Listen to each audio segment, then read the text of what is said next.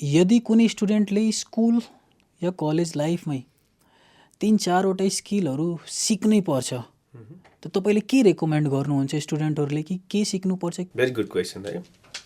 स्किलहरू जुन during the education होइन, during त्यो कलेज लाइफमा सिक्नुपर्ने स्किल्सहरूलाई डिभाइड गरेर हेर्नुपर्छ टु वेमा। एउटा गाउँले सिक्नुपर्ने केही हार्ड स्किल्सहरू हुन्छन् भने केही सफ्ट स्किल्सहरू होला होइन। केही जुन टेक्निकल हार्ड स्किल्सहरू जुन टेक्निकल्ली सिक्यौ भने त्यो गर्न सकिन्छ टाइपको होइन। हार्ड स्किल्सहरू फर इक्जाम्पल कुकिङ स्किल हुनसक्छ, ड्राइभिङ स्किल हुनसक्छ, त्यो एउटा भयो। अब हामी चाहिँ यहाँ फोकस गर्न खोजेको चाहिँ सफ्ट स्किल पार्ट भयो। सफ्ट स्किल पार्टमा हेर्ने हो भने चाहिँ अब 3-4वटा एकदम हाइलाइट गर्न सकिन्छ।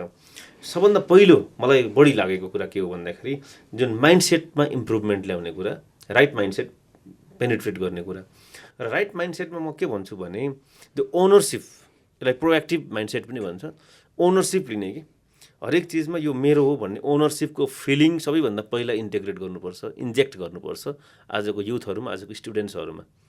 चाहे तपाईँ जब मार्केटमा जानुहोस्, चाहे अरू सेक्टरमा जानुहोस्, जब अप्लाई गर्दै हुनुहुन्छ कुनै कम्पनीमा भने यो कम्पनीमा मैले डेलिभर गर्नुपर्छ, मेरो this is my responsibility, I am accountable for this भन्ने फिलिङ सबभन्दा पहिला इन्जेक्ट गर्नुपर्छ।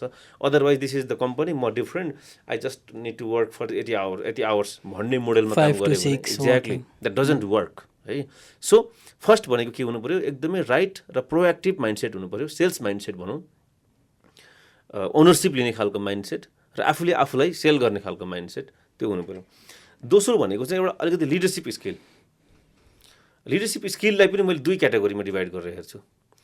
तपाईँले अरूलाई सोध्नुभयो लिडरसिपको बारेमा भने सबैको बुझाइ के हो भने leadership means leading others, leading other people right. तर मेरो फर्मुला इज डिफ्रेन्ट। म के भन्छु भने leadership has 2 parts. The first is lead yourself. मैले आफूले आफूलाई लिड गर्न सक्नु पऱ्यो। मैले आफूले आफूलाई भनेको डाइरेक्सनमा ड्राइभ गर्न सकिराखेको छु कि छैन, मेरो माइन्डसेट र मेरो एक्सन सेम डाइरेक्सनमा गइरहेको छ कि छैन।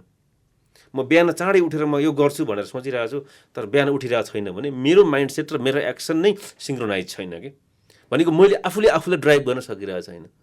सो आफूले आफूलाई ड्राइभ गर्न, आफूले आफूलाई लिड गर्न सकिरहेको छैन भने लिडरसिपको फर्स्ट पार्टमै हामी फेल भयौँ। लिडरसिपको फर्स्ट अर्थात् लिडरसिप अफ सेल्फमै फेल भइसके पछाडि मैले अरू फलोवर्सहरू जम्मा गरेर अरूलाई लिड गर्न खोज्नु भनेको त्यो मूर्खता हुन्छ। त्यस कारणले लिडरसिपलाई 2 एङ्गलबाट हेर्नु पऱ्यो। First is leadership of self, आफूले आफूलाई ड्राइभ गर्ने, लिड गर्ने कुरा। दोस्रो भनेको लिडरसिप अफ अदर्स, अरूलाई ड्राइभ गर्ने, अरूलाई इन्सपायर गर्ने कुरा। हजुर है, आफूलाई ड्राइभ गर्ने कुरामा discipline is the core thing. अरूलाई ड्राइभ गर्ने कुरामा चाहिँ के हुन्छ भन्दाखेरि empowerment is the core thing, कि अरूलाई इम्पावर गर्ने, म्यानिपुलेट गर्ने होइन, इन्सपायर गर्ने, त्यो मोडल चाहियो लिडरसिप स्किलमा। अर्को भनेको कम्युनिकेसन स्किल। कम्युनिकेसन स्किललाई पनि मैले 2 एङ्गलमा डिभाइड गर्छु। मान्छेले भन्नुहुन्छ कम्युनिकेसन स्किल मिन्स बोल्ने कुरा इम्प्रुभ गर्ने, के बोल्ने भन्ने इम्प्रुभ गर्ने कुरा है। यसलाई पनि हामीले अलिक गहिरेर हेर्नुपर्छ।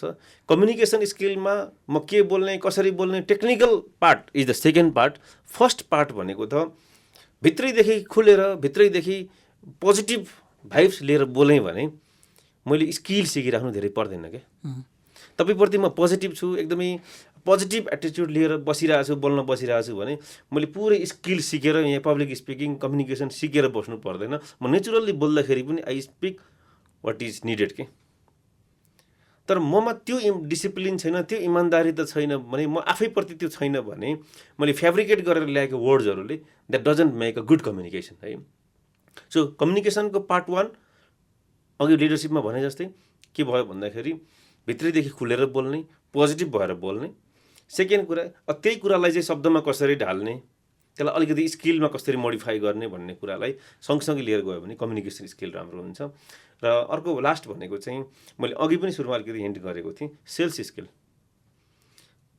पब्लिकमा सेल्स भन्दा बित्तिकै सेल्स जब भन्ने रूपमा बुझिन्छ, that is not the right र कम्प्रिहेन्सिभ डेफिनेसन अफ सेल्स है। We all are sales people होइन।